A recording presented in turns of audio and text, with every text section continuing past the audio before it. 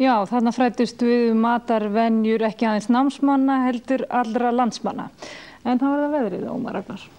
Já, veðrið, það nú sumt svipað í því eins og í þessu með átvöglin.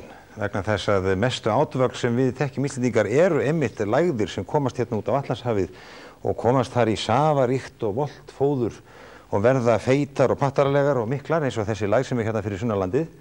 En þá fer fyrir þeim ofta eins og átvöglunum að þær hægja á sér, þær verða svo fyrirferðarmiklar og það er einmitt það sem þessi lægð hefur gert. Hún fer mjög rólega með mjög myndarleg skil hérna í boga og hún yljar hérna frændum okkar á Norðurlöndum, Frökkum og ég veit nú ekki hvort hann hefur áhrif sur á Spán. Nú en við erum hérna komið með 7 stiga hita í dag, það var hlýjast hér í dag og mikinn austanvind því að hún snýr þessu svona lægðin.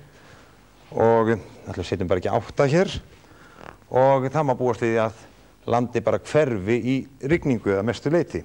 Og þessu hjálpar hæð hérna yfir Grænlandi og hér er ein lægð og önnur lægð hér og ein er hérna lengst, já, hún er svo langt frá að við bara sjáum hann ekki meira.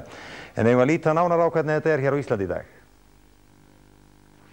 Já, þar með verður Íslandskortið með veðrinu á morgun svolítið öðruvísi hjá okkur í kvöld en að undanförnu. Vindurinn verður búinn að snúa sér til norðausturs á norðan- og vestanverðu miðjan dag á morgun samkvæmt spá Veðurstofu Íslands og ennþá strekkingur víðast hvar en suðaustlæg átt á Suðausturlandi og austlæg á Austurlandi.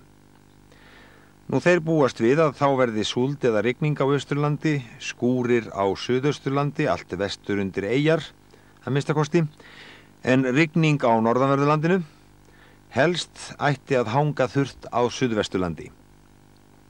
Það er búist við hlýnandi í bili vegna þess að lægðin nálgast, 6 til 9 stiga hita á sunnanverðurlandinu, en 3 til 6 stiga hita á norðanverðurlandinu, kaldast á Vestfjörðum.